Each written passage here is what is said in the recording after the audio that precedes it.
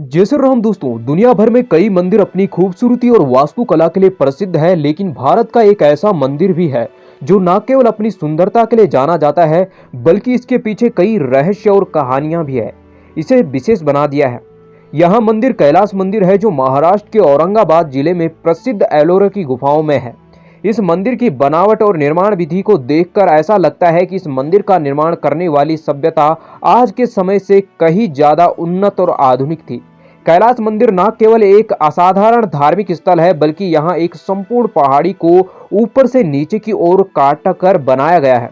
यह निर्माण शैली, जिसे कट आउट मोनालिसा कहा जाता है, दुनिया भर में अनोखी है। अधिकतर गुफाओं और मंदिरों को बाहर से अंदर की ओर काटा जाता है, जिसे कट इन मोनालिसा कहा जाता है, लेकिन कैलाश मंदिर का निर्माण इस परंपरागत विधि का उपयोग नहीं किया गया है।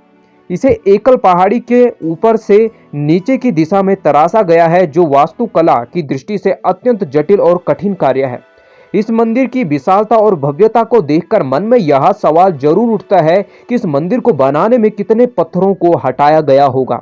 विशेषज्ञों का मानना है कि करीब 4 लाख टन पत्थर काट कर यहाँ से निकाला गया होगा। लेकिन हैरानी की बात यह है कि उस समय यह कार्य बिना किसी आधुनिक उपकरणों के कैसे संभव हो पाया होगा। आज की आधुनिक तकनीका का उपयोग करके भी ऐसा निर्माण करना असंभव है। इसीलिए कई लोग मानते हैं कि इस मंदिर का निर्माण अत्यंत उन्नत तकनीकी का परिणाम है, जो शायद आज से हजारों साल पहले मौजूद थी। इतिहास कहता है कि कैलाश मंदिर बनाने में केवल 17 साल लगे थे।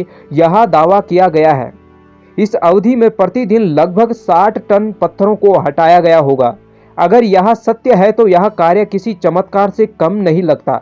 साथ ही मंदिर में कई मूर्तियां और स्तंभों पर बारीकी से शिल्पकारी को देखकर यह अनुमान लगाना कठिन हो जाता है कि इस कार्य को इतनी कम अवधि में कैसे पूरा किया गया होगा।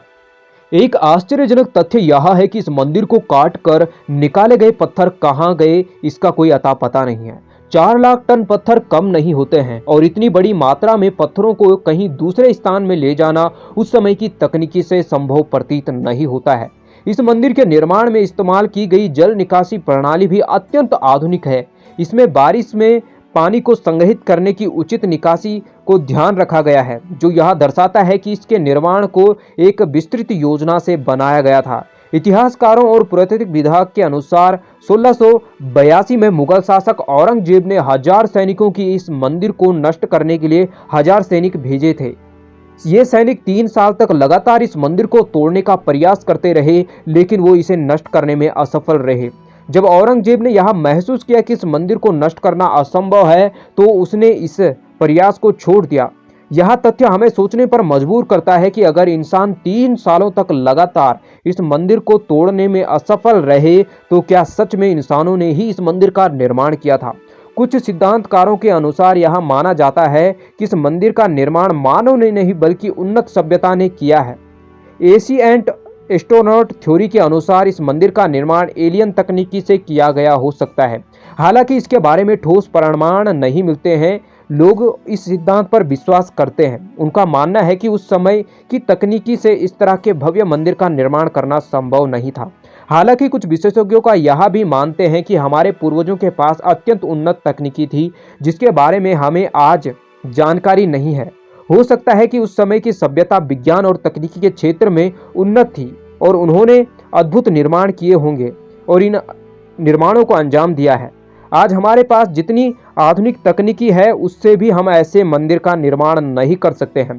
कैलाश मंदिर की निर्माण शैली वास्तुकला में छिपे रहस्यों इसे दुनिया के सबसे अद्भुत धार्मिक स्थलों में से एक बना दिया है। यह मंदिर न केवल हिंदू धर्म को एक महत्वपूर्ण स्थान है, बल्कि यह प्राचीन भारत की उन्नत सभ्यता और उसकी तकनीकी कौशल का प्रतीक है। कैलाश मंदिर का रहस्य आज भी वैज्ञानिक और इतिहासकारों के लिए एक चुनौती बना हुआ है, चाहे इसका निर्माण मनुष्यों ने किया हो या नहीं। उन्नत सभ्यता ने यह मंदिर भारत का इतिहास का एक अद्वितीय उदाहरण है। क्या कैलाश मंदिर का निर्माण इंसानों ने किया था? इसके पीछे किसी अज्ञात उन्नत तकनीक का हाथ था?